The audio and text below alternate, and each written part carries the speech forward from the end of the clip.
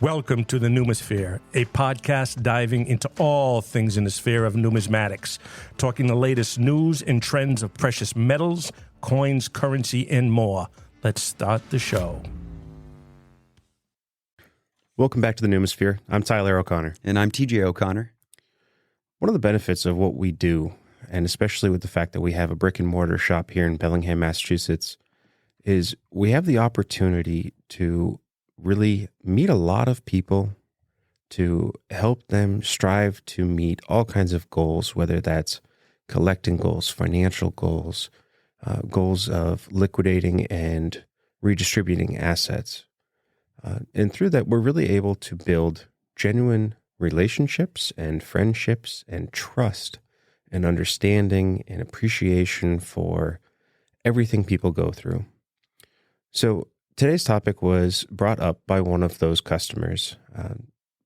It's been coming into the shop for a little while and always kind of struggled with having a good understanding of this, as it can get very convoluted, especially as you look for resources to understand. Everyone seems to kind of have their own way to look at it.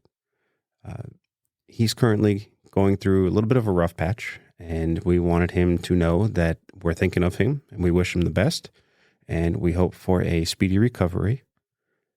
And with that, let's kick off today's episode. Absolutely. So today's episode is going to be pretty interesting, I'd have to say, and carry some appeal for all types that are involved in the Numisphere.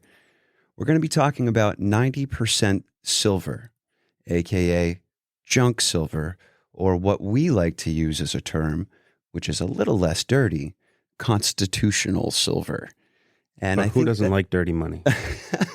Well, I mean, we all know that the money's dirty, but in this case, it sounds a little less dirty. And what we're referring to here is U.S. coinage that was produced prior to 1965, particularly the half dollar, the quarter, and the dime. And then, of course, inclusive of silver dollars, back to the peace dollar and before that. With 90%, I think it's important that people gain a concept of what does 90% silver mean, and what does the value come to for those dimes, those quarters, and those half dollars. So why don't we break it down so that everybody has a firm understanding here, Tyler? What is the actual silver weight, or ASW, of constitutional silver? So there's a few ways to measure this. The standard tends to be with face value. So it's measured by every $1 in face value, usually equates to a price. Okay. And that price is measured off of taking the total weight, 90% of that weight, giving you on average of new production material. Now keep in mind, I'm not talking slicks or smoothies or truly blown out silver coins. And for those of you who aren't familiar, those terms that he just used are meant to describe coins that have been smoothed out or reduced in their overall mass due to wear and exchange in transactions. Yep. So their ASW is a fraction of what it should have been.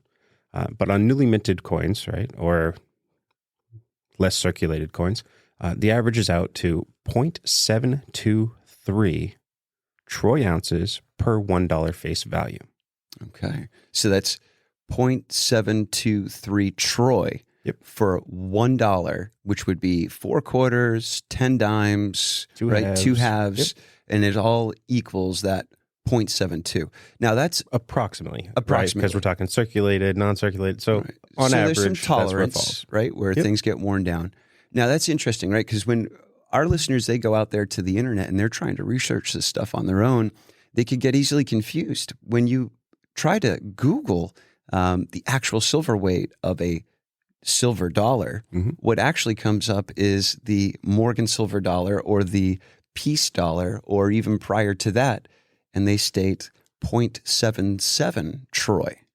So the dollar's a little bit different. Okay, so definitely a distinction there. We're talking mainly about the 50 cent, the 25 cent, and the 10 cent, all equating to 0.723 troy, and that's approximate. Now, a slight other way to think about this too is that to achieve an ounce, a troy ounce of silver, Okay. it's approximately $1.40 Interesting. in 90% silver. So obviously, you can't necessarily achieve that with all the denominations, right? You could do 14 dimes, cool. Quarters, get kind of close, Yep. hit the mark, right? Right.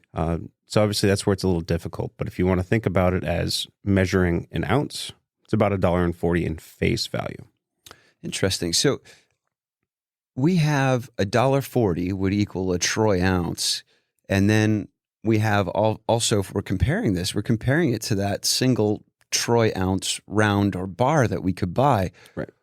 What are we looking at for prices? Is it economical to be buying this junk silver or this constitutional silver? Well, that's where some other factors come into play, is that you have market demand and market supply. Okay. So like all things, there's ebbs and flows. I can remember not even that long ago, year and a half ago, the premium on 90% was insane because nobody could get it. Right. So replacement values were up for everybody, and you were paying 26 to 1. I recall that. We were actually getting propositioned by vendors all the way across the country to get national wholesalers were calling us for our 90% because nobody had it. Nobody was giving it up. Now, so I find that the demand or the supply of constitutional silver is a little bit unique, right? Because it's not as if more is going to be produced. They've already been established, right? It's already been minted. There's already a limited number of these out there. So when that demand is present, if the supply isn't there, you start to see a separation in that premium, and that premium starts to climb like we experienced that year and a half ago. So I don't know if you recall, but during COVID, getting pure silver for refineries and for producers for blanks and everything else, it was very, very difficult, and it was very expensive. And I know certain refiners were actually taking 90% coinage, melting it down, refining it, and using that to produce their products. Wow. So not only is there a limited mintage, but how many times have we melted down and repurposed massive quantities of these coins? So this is essentially a depleting supply, slowly kind of ticking away as it's being applied to different uses. And that definitely makes constitutional silver a unique animal.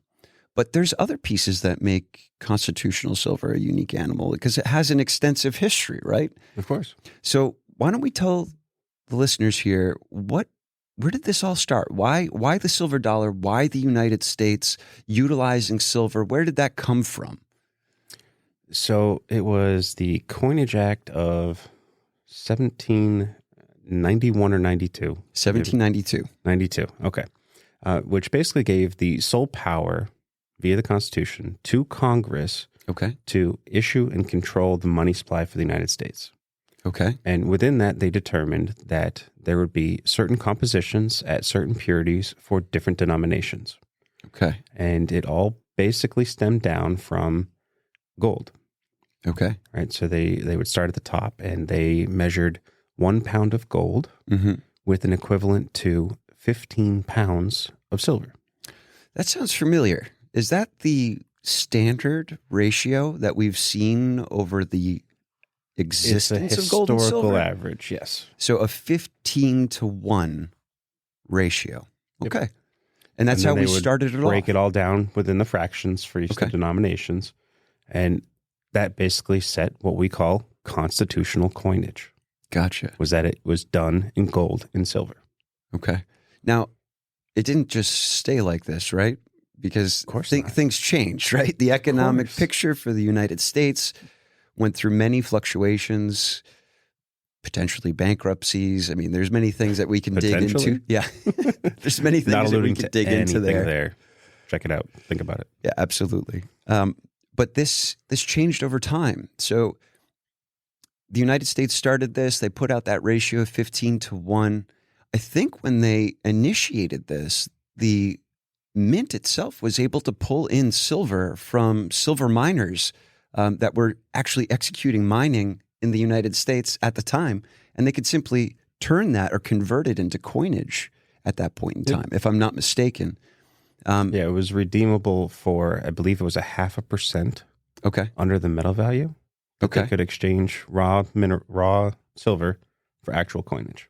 So that kind of persisted, but then we had a change, right? And then we had, I think it was the Coinage Act of 1834, right? And we took that 15-to-1 ratio and we brought it to 16-to-1, which is a really strange thing because technically the world was still trading silver at a 15-to-1 ratio, but in the United States, it was designated to 16-to-1. So effectively, the government was forcing the price of silver to be suppressed compared to its fair market value. That's kind of the beginning of where this thing gets interesting, right? Sure. As we continue to move forward through history, we also had the Coinage Act of 1873. And that's where they finally removed that ability for people who mine that silver to turn it into coinage, right? And effectively dislodge people from being able to create money with that constitutionally correct silver there at that point in time. And it kind of leaned more on the gold standard at that point, right? So we have... Well, they were still... A big part of that was supply chain issues. Okay. Right. So they wanted to make sure that they were getting a quality product, but also politicians were essentially stuffing their pockets. Okay. And a lot of these politicians that would never through, happen, by the way. I really don't believe that would ever happen. They actually own substantial stock in some of the biggest mines in the country. And those are the mines that got contracts with the government to produce and provide the silver. That sounds oddly familiar, like contracts being awarded by politicians stock to their buddies. And yeah, no insider trading happening today. Nancy, what's next? So we've had some evolutions here, right, where the value of the silver is being determined differently by the United States with these different coinage acts. And then we got into the gold standard here, and the gold standard was developed. Then we came into 1934, and you weren't able to own anything unless it was jewelry or collectibles, right? And they had a limited amount. Pull all of that off. Silver continued to be minted in United States coinage all the way up until when? Well, we stopped 90% silver in 64. That was the last year. Okay. Then we used kind of the remnants of our supply from 65 to 70 by using 40% in our Kennedy half dollars. Gotcha. But keep in mind that although there was a pause in circulating 90%, that we did still create 90% issuances of things like Eisenhower dollar, bicentennial coins as well. Okay. And then we also bring that back for Silver Eagle and a lot of the collector sets today. Gotcha. So like for the Mint's collective products that they were putting out, they were doing that in silver. And then, of course, we had the implementation of the silver bullion coin, the Silver Eagle in 1986, Correct. Right? Fantastic. Yeah, so we were using in not intended for circulation coinage. Okay. Wow. That's quite the history. So basically, people woke up one day in 1965 and they stopped having silver in their coinage. What did the people do? It was planned. Right? It's not like, hey, let's turn the water off. But it was planned. And part of that, too, with that planning is people were actually hoarding a lot of the coins because they knew it was coming to an end. That might explain why it is that we see a lot of these collections from baby boomer generation that's been handed off to the next. They're going to be incorporating quite a bit of this constitutional silver, not a lot of times the majority of these collections are presented in constitutional silver. So that's a generation that definitely saw the value and saw what would happen while it was being taken away. Right. And they had the opportunity. Right. And that's where we get some of the so many rolls of BU 63s, 64s. Right. It's like as soon as they announced it, everybody started to hoard that silver. And now we have really nice examples, but there's not a collectability to them. It's really a slight premium over at silver. Right. This is simply because of the fact it's commonplace to find well-conditioned 63s, 64s, because people were taking these straight out of circulation and putting them right into their safe where they were never touched, never transacted after that. Yep. That would make sense as to why we see it. Yeah, I wish I was around in the 60s. I know. Can you imagine? Imagine. So we talked a little bit about the monetary value or $1 face having a specific quantity of silver, knowing that we can get to $1.40 with a troy ounce. Where does constitutional silver kind of fall in price-wise compared? Like, what is a better choice for me, Tyler? If I were a new investor and I just wanted to get into a few ounces of silver, Sure. But I wanted to get the most coins I could for it, where would you direct me? I mean, again, that goes back to ebbs and flows and when you're buying.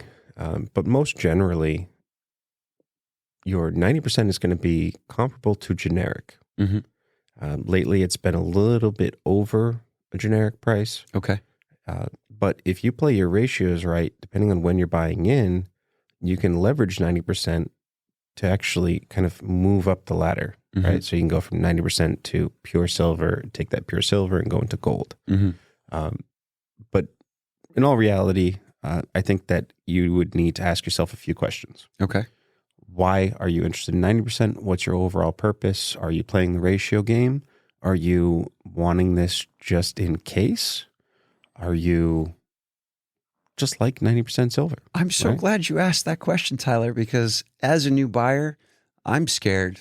I'm thinking that everything's going to go down. I don't even know if the debit cards are going to work. I don't know if cash is going to work. So I want to be able to exchange and transact with people in case of an emergency. Right. So with the intent of barterability, Mm-hmm. there's several factors that come into play with 90% that are substantial benefits. Okay. You have multiple denominations, Right. right?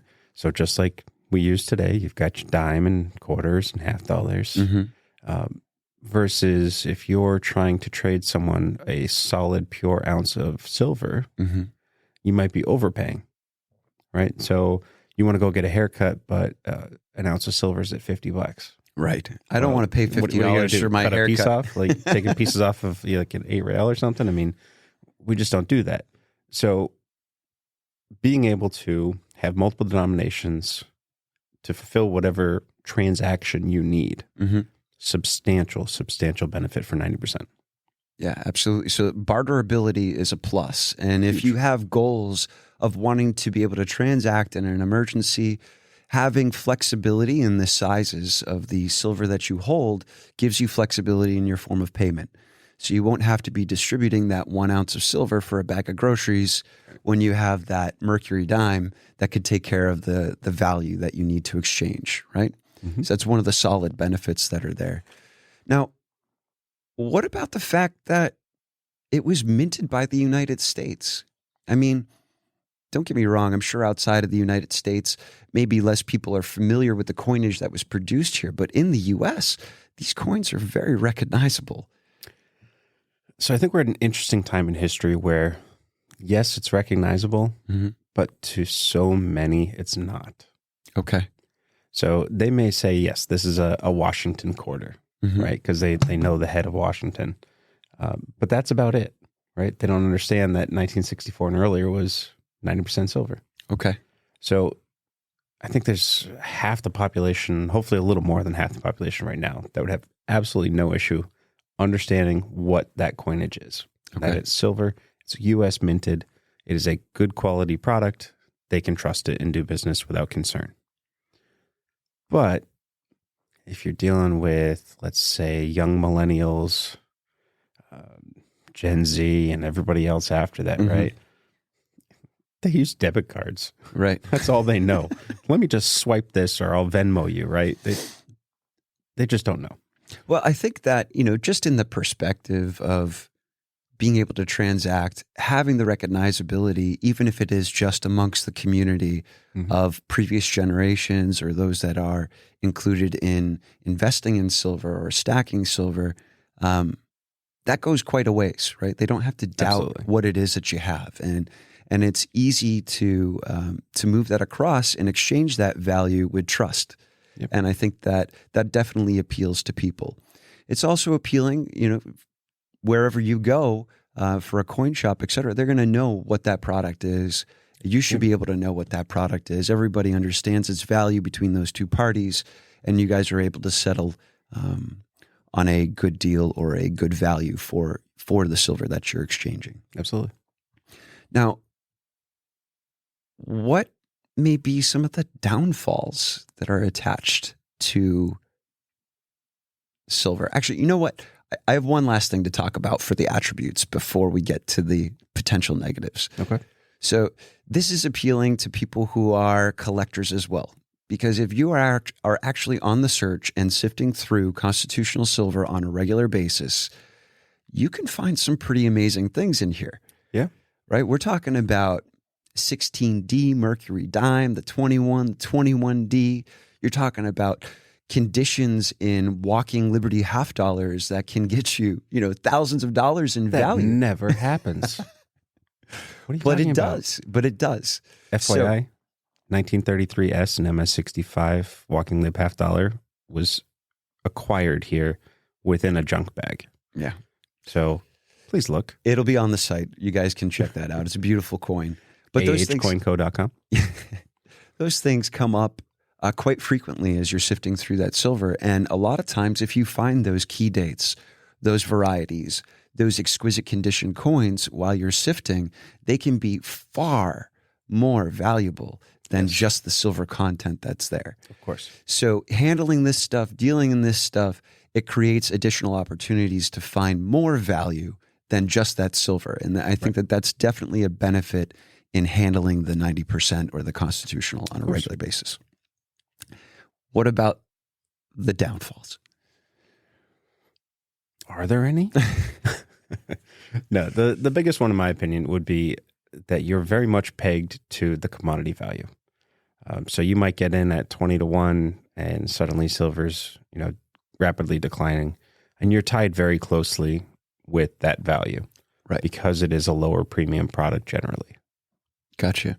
So you're going to see a lot more volatility in that pricing as compared to that standard collectible or numismatic coin that may be in the rotator next to you. Right, which would tend to hold its value more consistently, not pegged to the commodity. Gotcha. So what happens with collectible markets? If collectible markets are contracting, do we see the value of constitutional or the premiums on constitutional silver contracting? In the market right now, we see that has definitely been reducing with the premium. Okay. Because again, as supply increases, and yet that demand goes down because people may not be having the expendable income or purchasing right now for whatever reason. Right. Right. So then you balance it back out. Your premiums are going to come down. Makes it a much better time to purchase. Gotcha. So there's definitely, not necessarily as much of a correlation tied to that collectible market, but it's all about that supply and then that demand. Right.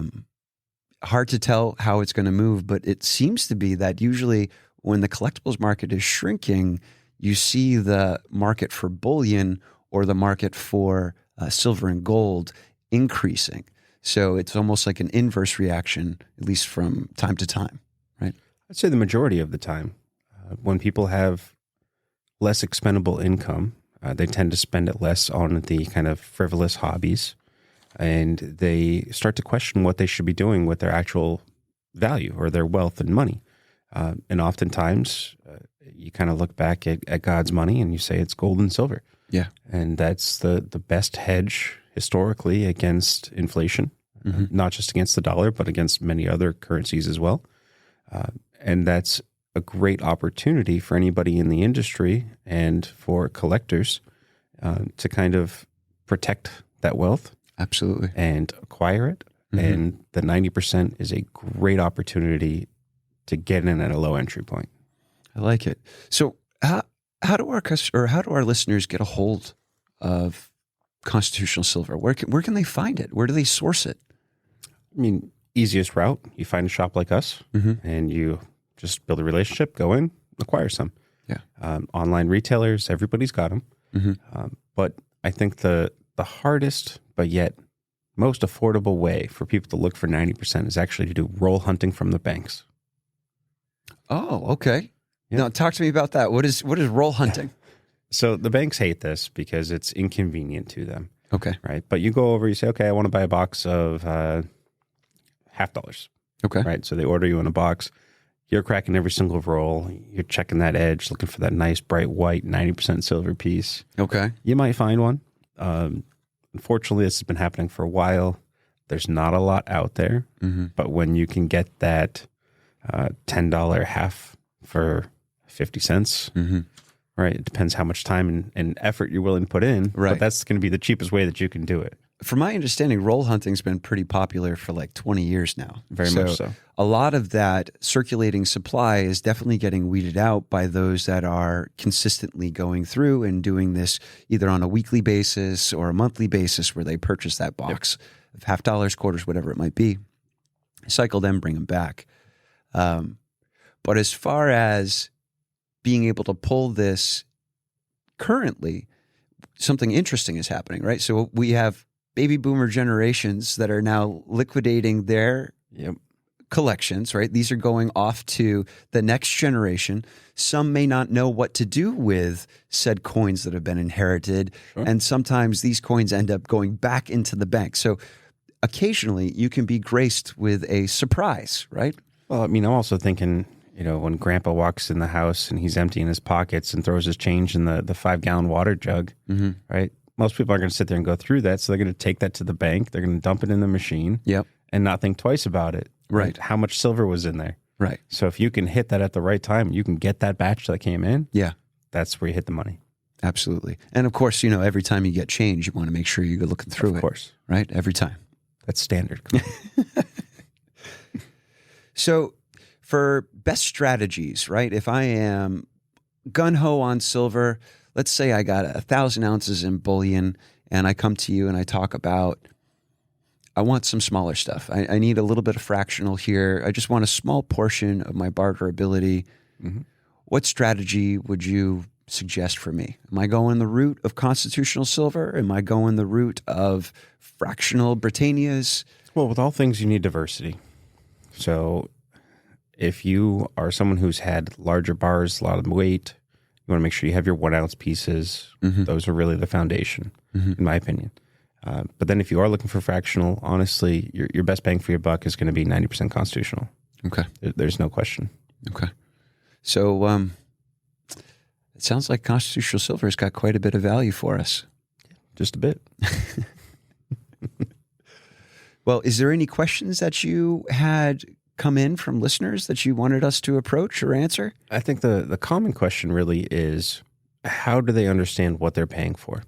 So, like, for instance, depending on the product, you could be paying anywhere from $17 to $21 per face value. Okay. And breaking down the math and understanding that, right? So again, taking that $1 face value, multiplying it by 0.723, Mm-hmm. understanding that that's your actual weight that you're receiving, Right. and then measuring that against spot, breaking down the math. That's always the headache, right? Yeah. So I just always want to remind people that $1 in face is not equal to 1 ounce. That seems to be a big hiccup. Right. So please keep in mind you're getting less than a quarter of an ounce. So if you're paying $25 to 1 for circulated coinage, you're paying too much. Yeah. Right. So keep that in mind, and don't be afraid to ask, because as you're getting into it, it's a very confusing math for a lot of people. Just talk it through. And if you're not getting the answers you're looking for, ask more questions. Poke, The prod, squeaky probe. wheel gets the oil, right? Absolutely. When it comes to this Right. thing. And don't be deterred, no matter how grumpy your local LCS owner may be. Don't be deterred from asking questions, because truthfully, knowledge is what's going to make it right for both you and the LCS owner. And that transparency between you on what deal is being brokered is extremely important. So make sure that that clarity is there for you before you engage in any transactions. And they shouldn't mind the questions. And if they do and they're bothered, just call us. We'll help you out. Absolutely. We'd be happy to help you. Speaking of engagement with us, what types of things are coming up for us in the future where our listeners can engage? So we have kickoff to a big show season for us. We're going to be out in Colorado at the ANA show shortly. Okay. We're going to be down in Baltimore. We're going to be in Manchester. And then we have some others coming up shortly after that. So if you see us, please come by. Absolutely. We'd love to meet you in person. It would be great to get to hear from some of those listeners face to face out there while we're traveling around. And if we can't see you face to face, then please, in the comments below, let us know any topics or questions or anything that we can do to help bring more information to you. And it will definitely help us to continue making content that you guys actually would like. Absolutely. We really enjoy being able to deliver this information to you in a raw and realistic form. And hopefully it's easily digestible and you're walking away with a firm understanding of what you're dealing with before you enter into any financial engagements. Before you fork over your cash. Absolutely. Well, with that being said, my friend, I think it's time we sign off. All right. Until next time. Until next time.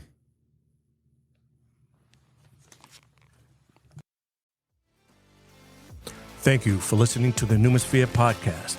Be sure to subscribe so you don't miss out on the next episode. You can find us on Facebook, Instagram, and YouTube at Numosphere. Until next time.